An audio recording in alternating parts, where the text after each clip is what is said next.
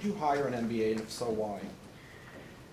Ay, ay, ay. I would, but I wouldn't hire them for their MBA.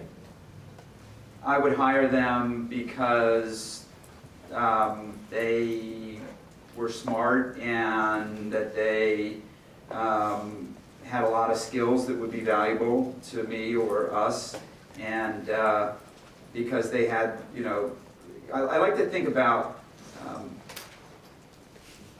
fundamentals, like, you know, if you're a basketball player, knowing how to, you know, box out, you know, or run a pick and roll, or, you know, kind of the basics of basketball. And I think that what an MBA gives you, or an undergraduate degree at Wharton, frankly, gives you those fundamentals, like I was talking about, like being able to really do a net present value analysis or a discounted cash flow analysis and get to some sense of what the fundamental value of an asset is. Like, I think that's really important. And part of why I write MBA Mondays is that there's a lot of people out there that aren't going to be able to, or aren't going to be able to get this kind of education in the way that you all are getting it. And I think that it's important to have those fundamentals. So that's certainly a very attractive aspect of an MBA. The thing that has given MBAs a bad rap in the tech business is a little bit of a sense of entitlement, a little bit of, you know, I know more about business than you do. You know, and you think about these software engineers who are often leading these companies, and they don't have the business degree, but they built a business and they're doing business and they're making money, right? And somebody coming in and saying, you know, you don't know how to do this, you don't know this, move aside, let me help you, that kind of thing.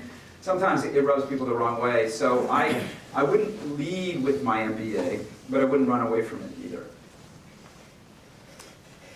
You said you always try to pursue outrageous, outsized ideas. No, I like to. I don't always. Some of the things that we're invested in are very small ideas, it turns out. Do you often try to draw a line between what is outrageous and what is just plain stupid? And if you do, how do you make sure you tread on the right side of it? Yeah, I mean, and we get this wrong. You know, we definitely get this wrong. I was very interested in chat roulette when it first came out, and ultimately concluded that it was just too kooky and we couldn't invest in it, and that turned out to be the right idea. When Snapchat came out, I was like, this is just for sexting, that's kind of weird, why would we want to invest in that? And we got that wrong. That's the challenge. That's, you know, you have to figure out where that line is between stupid and outrageous. And I'd rather walk that line and make those mistakes than not even try to walk that line. You mentioned Bitcoin, so I have to bring that up again. Do you feel like that is a secure enough even infrastructure to sustain actual currency with no governments, no founder that's known, a lot of money that was stolen? Well, this is some of the crazy stuff about Bitcoin, right? Like, the person who invented the Bitcoin protocol is sort of this mythical figure who's never revealed himself to the world. I mean, it's kind of like God, right? God coming down to give Moses the 10 Commandments on a stone, right? Like, do we really believe that happened?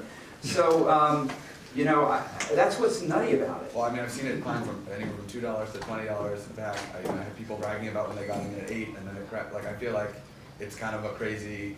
But why is gold gold? Like, why is gold gold? Like, you know, why is it that people value gold?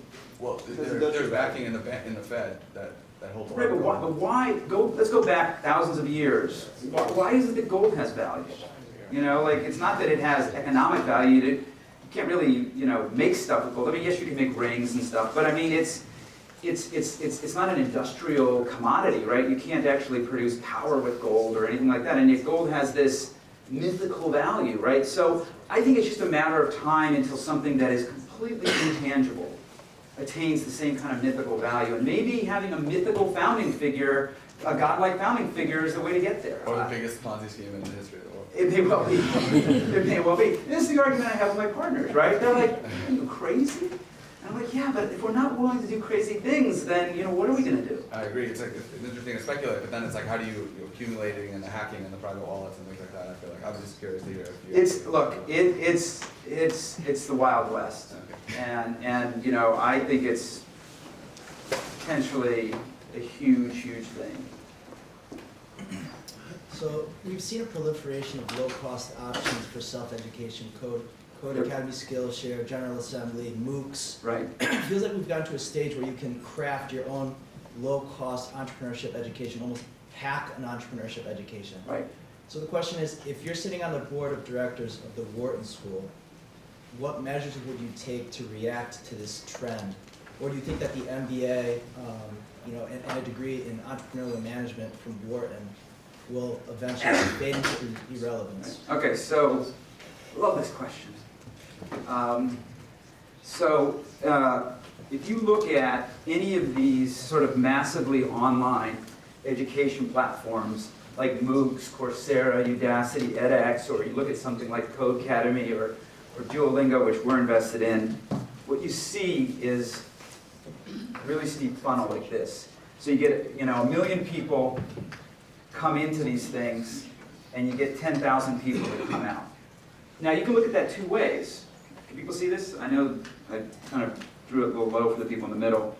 So you can look at this two ways. You can say, the yield is, what's 10,000 over a million? 0.1%? 1%? 1%. You say the yield is 1%. I mean, this is system. It just doesn't work, right? Or you can look at it and say, 10,000 people just got an education, didn't pay for it, And so I think both of those are valid points of view. But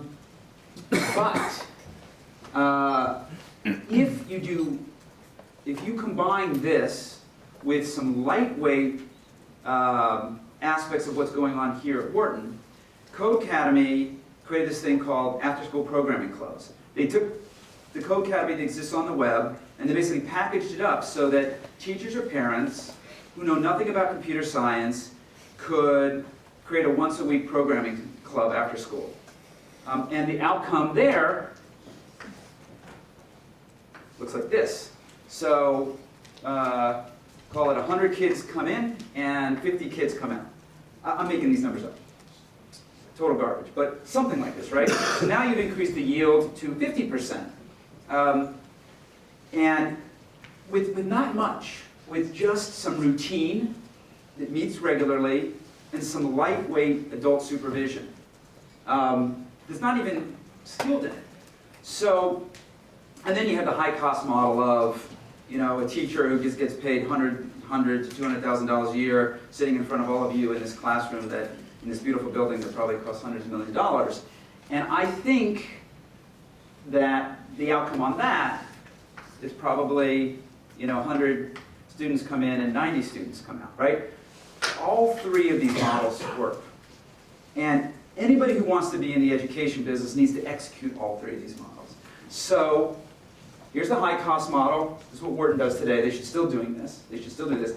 They should do this. And they should do this. So they should take the entire curriculum here at Wharton, frankly at the University of Pennsylvania, and they should put it out there so anybody in the world can give themselves an MBA. And don't charge for it. They should do this, which is take that curriculum and put some lightweight, human-powered stuff around it, whatever that is, I'm not sure. Charge a lot less for it, and they should still do this. And I think people, based on what their financial situation is and how much time they have and how good of a self-starter they are, will self-select into all of them. But if you don't do this and this, I think you're going to find this business model being an increasingly different business model. But if you do all of them, I think you have a bright future as an educational institution. Long answer, but I thought a lot about it.